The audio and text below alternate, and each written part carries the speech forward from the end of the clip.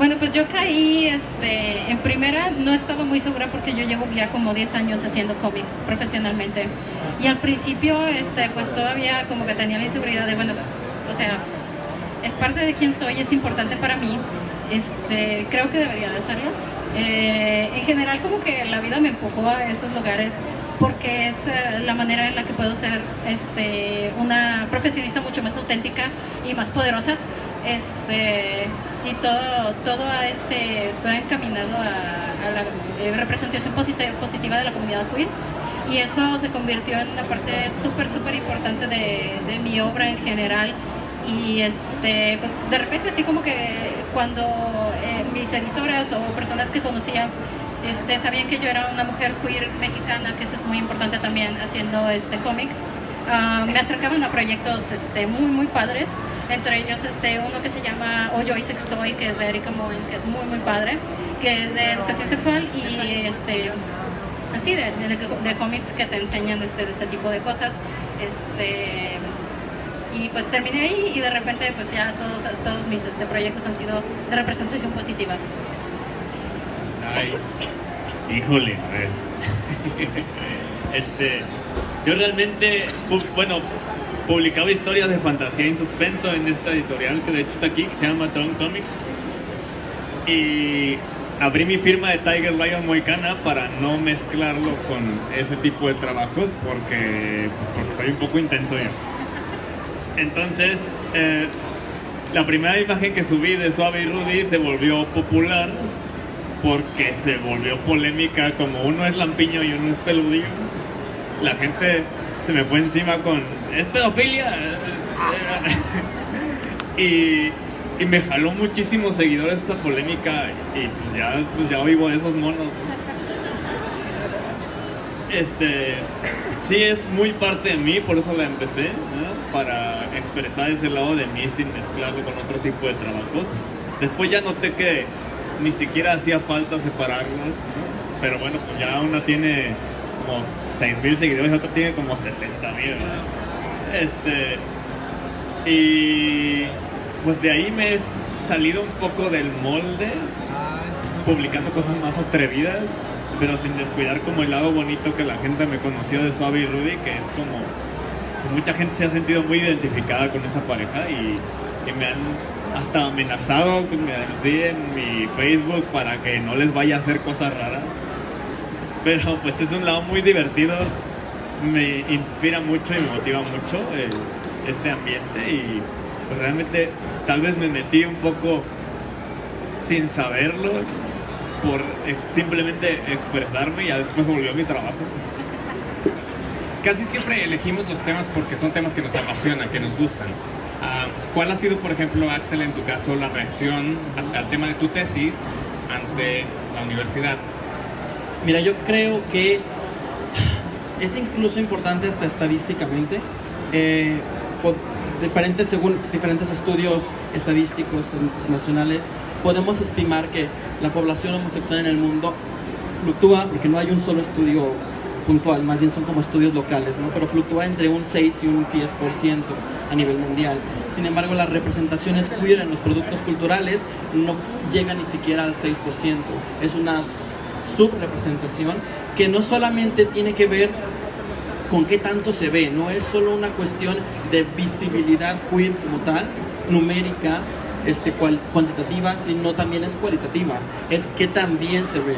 Más allá de la visibilidad es la visualización de que las representaciones no respondan a una normativa heterocéntrica, de que no respondan a una normativa patriarcal, que realmente sea un discurso subversivo, que haga un contrapeso a lo que tenemos actualmente en nuestro marco de poder en cuanto a la hegemonía, pues. O sea, no es solamente el brete de tener muchos personajes gays en los productos culturales, es que esos personajes gays sean un fiel reflejo de la comunidad como tal y que además aporten una visión positiva de ellos, pues. Y cómo ha ido evolucionando, pues, históricamente. Finalmente tenemos un feminismo que traía Simone de Beauvoir, por ejemplo, que nos empezó a dar la pauta de la separación entre sexo y género, que culminó eso con Judith Butler después, Entonces ya ahorita las representaciones más contemporáneas no buscan solamente la deconstrucción de los dos extremos del género muy normativo, sino incluso unas nuevas representaciones, unas nuevas formas de hablar del género, unas nuevas formas de hablar no solamente de la homosexualidad, sino representaciones más queer como performatividades diferentes, transexualidad, maternidad, paternidad, cosas de las que muy poco se habla en el héroe tradicional. Ok, tomaste un tema que es muy importante y es la representación. Y en este caso les pregunto a Dai y a Claudia. Dije Claudia. ¿Por qué creen que son importantes las historias LGBT hacia el público? Bueno, en parte estoy muy de acuerdo con lo que dijiste, estamos subrepresentados y mal representados. En particular le tengo mucho coraje a The L-Word, porque la comunidad queer femme se fue así de que hasta abajo con ese tipo de representación. Entonces tenemos ahorita muchos modelos positivos en caricaturas, incluso en Adventure Time tenemos una pareja muy bonita, tenemos Steven Universe, tenemos nuevas representaciones que no nos hacen ver así. Otra cosa que a mí, parte de la representación positiva me encanta y todo, pero también volvemos así como que a los villanos queer. O sea, me encantan los villanos queer y todo, pero le tengo así como que mucho recelo, porque como siempre han sido, los villanos siempre han sido codificados como queer en general en la historia de esto, pero también siento que la gente queer también tiene derecho a ser villana, ¿no? Entonces es como que sí me siento así como que un poquito de pero sí, o sea, sí, pero sí. Creo que es muy importante tener todos los extremos de la humanidad, ¿no? Los malos, los buenos, y a los que no les interesa tanto el bien y el mal y todo eso, y son personas normales. Entonces creo que no solo es representación de que nos veamos bien ante la sociedad, que es la predominante, sino el estar ahí, ser lo más auténtico que somos, incluyendo si son personas malas. Entonces el 1% que va a ser el villano de la historia no debería de ser por cómo juzgan a la comunidad queer. O sea, que también es importante que haya más números de personajes queer para que eso no sea lo importante. De acuerdo.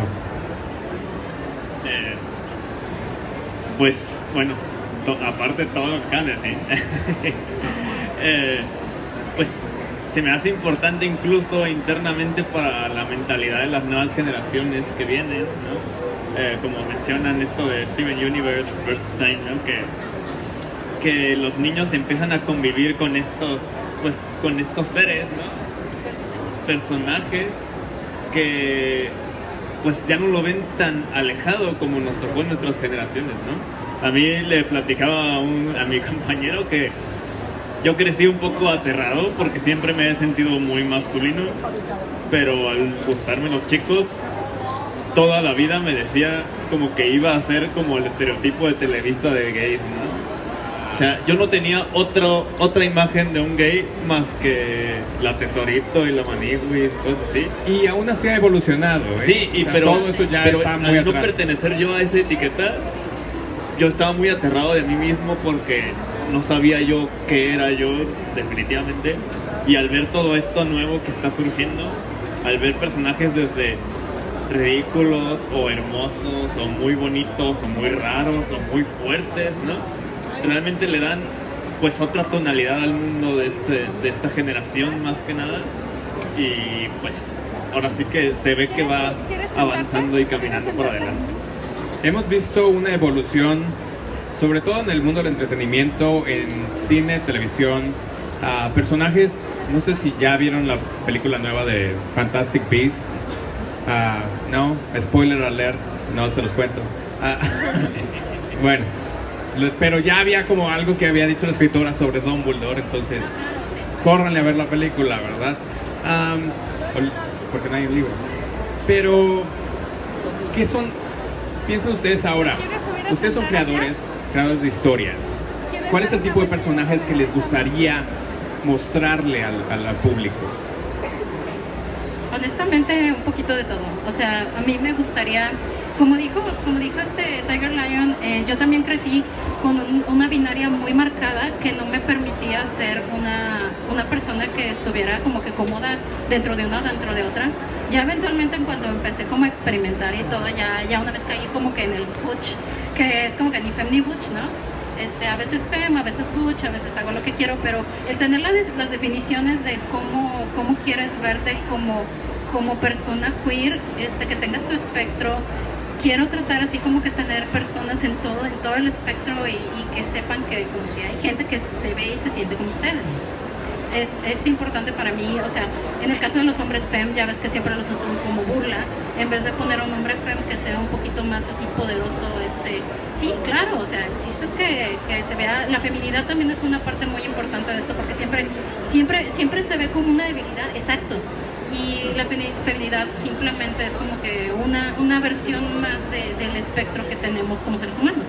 Entonces, quiero ver más personas fem siendo así chingones. Yo quisiera abonar un poco a eso, porque finalmente creo que hay que hacer una genealogía de cómo estamos representando y cuáles son los niveles de representación que vamos haciendo.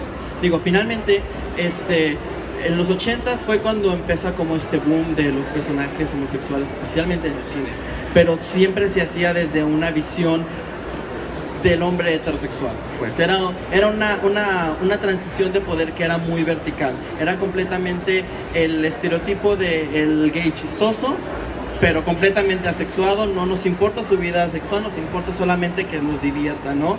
O el gay torturado por la cuestión de aceptación de la sociedad, por la introducción del virus del SIDA. Entonces, si lo pusiéramos como en un plano greimaciano y tuviéramos los dos extremos, tenemos lo que es representación y lo que es invisibilización, porque finalmente no es la no representación, sino el hecho de hacerlos invisibles, porque negar algo lo hace material, lo hace tangible, pero cuando ni siquiera existe es cuando realmente lo estamos forfluyendo completamente a la sociedad. Entonces, si tuviéramos este espectro de dos extremos de representación e invisibilización, tenemos un espectro intermedio que es donde está actualmente la inclusión. Tenemos la no invisibilización, que sería esta inclusión forzada de vertical, heterocentrista, en la que tenemos representaciones que vienen desde una visión hegemónica y dicen, esto es lo que yo creo que es el gay, esto es lo que yo asumo que es, y esto es lo que tú tienes que entender que es un discurso de la verdad, es lo que Foucault llamaba el régimen de la verdad, es decir, este es el discurso que está en la superestructura y esto es lo que tú tienes que entender y tienes que ver como el homosexual. Y en la otra parte del espectro todavía intermedio tenemos la no representación, que es yo pienso la etapa en la que estamos actualmente, una inclusión que ya tiene un discurso que se contrapone a la hegemonía. Entonces ya son artistas queer trabajando desde su trinchera diciendo esto es lo que realmente nosotros vivimos día con día, que sí, por supuesto es una visión parcial del artista, por supuesto que es un discurso y una agenda que se presiona, pero ya no es una agenda que venga en una estructura de poder vertical, ya es una agenda que es un poder reticular, es una matriz en la que todos estamos unidos y realmente se hace una comunidad, porque es como el efecto del retweet. Un artista queer crea este discurso y hay alguien que lo toma, lo cuestiona o lo aprueba, pero ya existe esta respuesta que nos lleva a una utopía de la representación en la que la etiqueta ya no importa, pero no viene un adoctrinamiento de esto es lo que tú tienes que asumir como el homosexual, lo que tú tienes que asumir como el LGTB y cada una de esas etiquetas lo que representa, sino que es un discurso contestatario, yo digo esto, yo presiono con esto, yo cuestiono esto y yo apruebo esto, y eso es lo que ese crecimiento del discurso es lo que nos lleva a que las representaciones sean plurales, a que las representaciones no sean solamente clichés, sino que tengan un contenido detrás que represente a la sociedad, porque finalmente los productos artísticos no son solamente para el deleite de la gente, tienen algo que decir de la sociedad en la que escriben, tienen algo que reflejar de quién los crea, y los personajes pueden no ser reales, pero la gente que los hace, que los lee y que tiene una relación afectiva con ellos, sí son reales, y son ellos los que realmente deben determinar y desmenuzar ese discurso. Correcto. Hemos visto a lo largo de los años cómo el tema LGBT agarra más fuerza. Poco a poco es mucho más visible gracias a medios de comunicación, incluso las redes sociales. Hoy en día las redes sociales han creado a los artistas, les han dado muchísima más visibilidad de lo que un ilustrador en los años 80 podría haber tenido. Tú hablaste, Dai, hace un momento sobre 60,000 seguidores, ¿no? Creo que cada uno, desde su propia trinchera en redes sociales, ha tenido oportunidad de explorar diferentes tipos de temas, incluso el típico dibujo que hace solamente, por ejemplo, hoy, el día de hoy es el Día Internacional de la Lucha contra el VIH. Hay muchos ilustradores que aprovechan este día para crear alguna imagen, ponerla solamente en redes sociales y dar un discurso de esta manera. ¿Cuál es su manera de dar discursos, además de su trabajo que es pagado como tal? Pues lo que sí, siempre como autores hay que cuidar mucho lo que transmitimos, ¿no? Tanto en presencia como en trabajo. Es importante pues, tener muy bien definido para nosotros qué es lo que queremos mostrarle al mundo, ¿no? Hay cierta parte, por ejemplo, de mi trabajo que va dirigido exclusivamente a gente gay, porque no lo va a procesar como otro tipo de gente por ahora, ¿no? Y otro es como lo de Suave y Rudy, ¿no? Que incluso tengo seguidores heterosexuales que dicen, pues bueno, aunque sean dos tipos, es como mi novia y yo, ¿no? Y está bonito también porque empiezan también a tener otra mentalidad de cómo ven a las parejas gay, ¿no? Empiezan a decir, pues son igual que nosotros, y es cierto, es lo que tiene que pasar, ¿no? O sea, no somos una raza alterna, ¿no? No somos como una especie rara que está ahí conviviendo con ellos, no, somos lo mismo.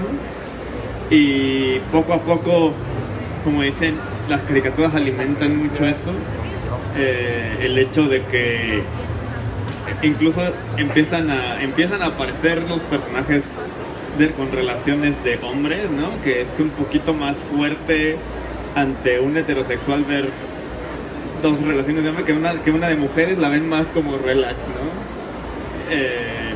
Pero es poco a poco, ¿no? Realmente los autores revolucionarios se han estado atreviendo cada vez a más.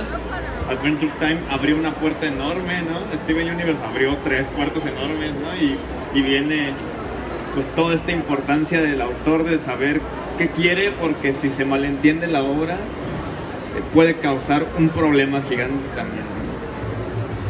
Pues yo creo que además del hecho de mi trabajo, sí es pagado y todo, pero tengo muchos proyectos personales que es lo mismo, vaya, representación positiva, ya sea de villanos o de héroes LGBT, en los cuales ellos no es el eje central el ser queer, sino el eje central es ser una persona súper chida que está haciendo cosas padres y está cambiando su mundo de su manera, y ser como que más una onda inclusiva de que esta es la historia y esto es lo que está pasando. O sea, no es el eje central el salir del closet, y eso es parte de lo que me gustaría más, de que está bien padre que sea parte de nuestra identidad, pero somos mucho más que solo como una sola etiqueta.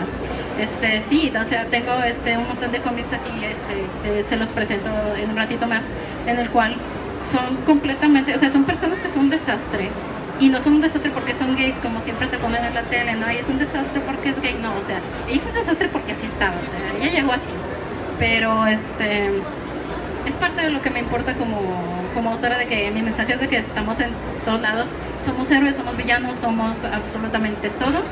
Y pues ya la onda de que personal, ya cuando se me acercan personas que han leído mi obra o que les gustaría leer, o baby queers, como les digo, así que no están seguros de lo que buscan o lo que necesitan, siempre es de que, oye, pues, ¿qué necesitas? ¿Qué quieres saber? Este cómic está padre para ti, ¿porque esto?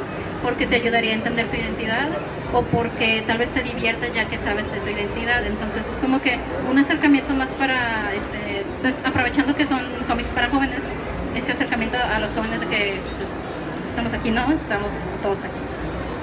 Yo creo que desde la parte académica también es darle un poco sustento al discurso, pues que no se vea solamente como un ejercicio de identidad propia del autor.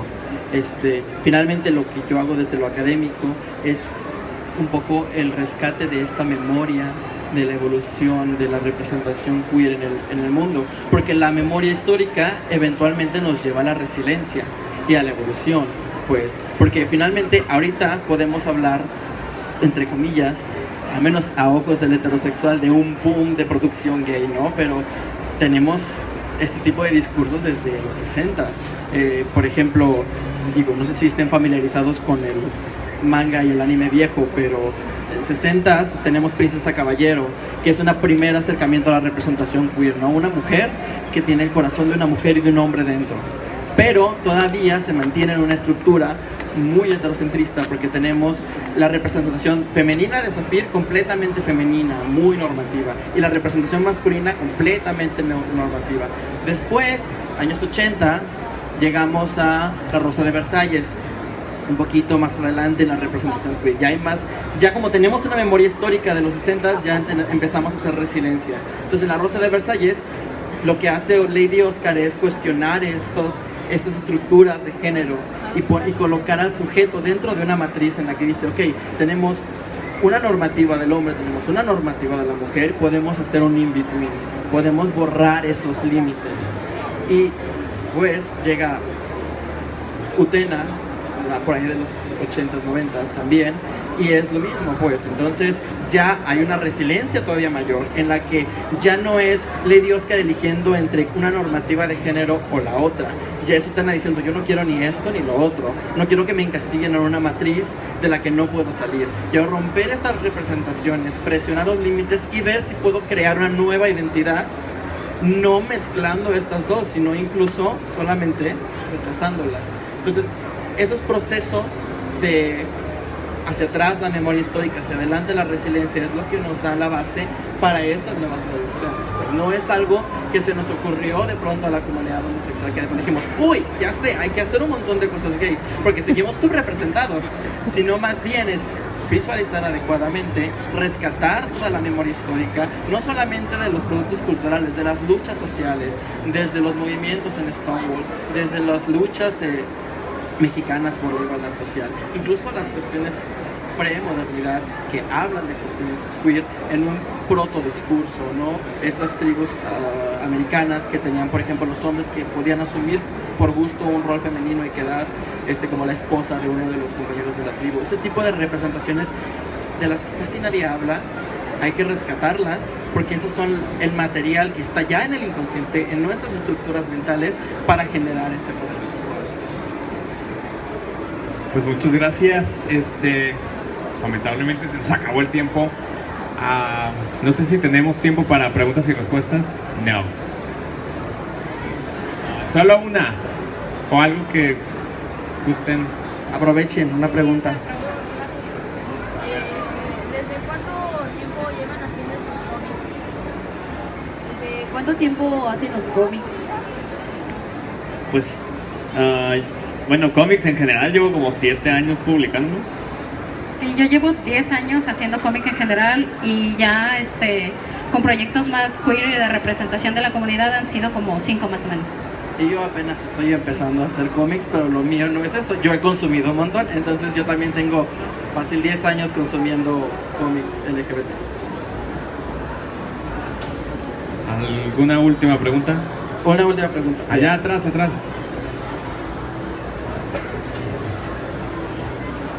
Hola, si nosotros queremos crear algo, ¿cómo nos aseguramos de representarlo de la manera adecuada sin que se pueda malinterpretar como que estamos poniendo en una etiqueta o que lo estamos poniendo dentro de una clasificación?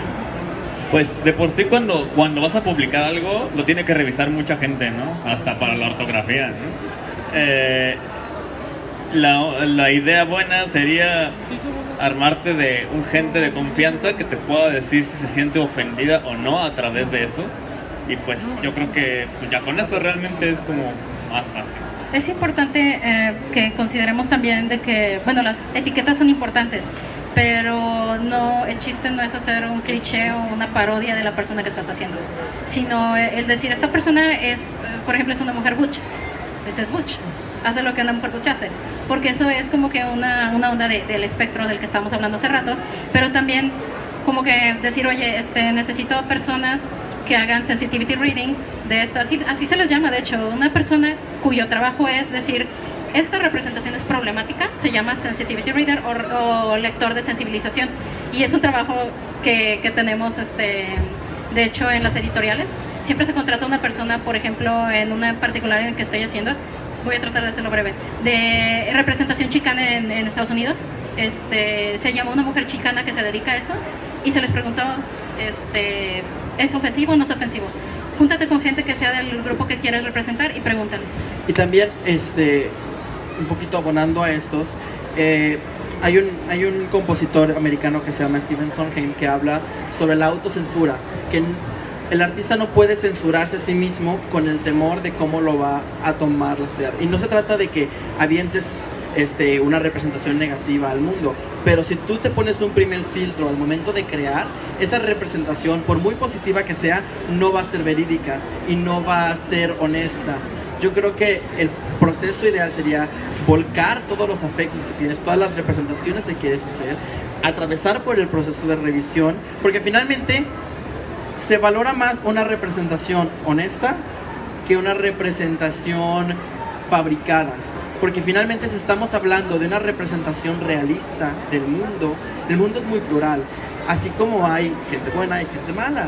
Así como hay gente queer, hay gente muy normativa, hay gente muy en medio. Entonces yo creo que un primer paso es volcar la representación tal cual tú lo sientas, porque eso es un reflejo de tu entorno y de lo que tú conoces y de lo que tú has vivido. Atravesar por estos procesos sin censura del autor. Es mejor que haya una censura editorial a que haya una censura del autor, porque es más fácil trabajar en atenuar ciertas cosas que sean sensibles a tratar de pedirle más a un texto que está muy estéril porque tú misma lo limitaste. Y a partir de ahí es cuando ya entonces podemos decir, esta representación es honesta. Cuando una representación tiene esta veracidad, incluso aunque tenga pequeñas secciones que se puedan problematizar, no deviene en un rechazo tan grande, porque eso permite que se politice y que se hable al respecto de eso. En cambio, una representación fabricada es tan estéril que solamente está hecha para venderse, no para hablarse sobre ella. Ok, pues agradezco a Dai, Claudia y Axel. Voy al Salón de la Novela Gráfica y el Cómic. Muchísimas gracias por su asistencia y pues nada, un aplauso para eso. Los queremos invitar también a nuestros stands. Estamos aquí en este pasillito, en los stands de GG 18 y 20. Así que si ustedes quieren pasar a ver nuestros cómics, tenemos un montón de cosas bien bonitas y pues platicar y pues vamos a estar ahí. Voy a hacer las preguntas que faltaron hacer. Sí, preguntas. Sí, también en el área de la maestría, también aquí atrás, con mis compañeros de la maestría en narrativa gráfica, también artistazos, y hay muchísimo material queer también que pueden revisar. Muchas gracias. Muchas gracias.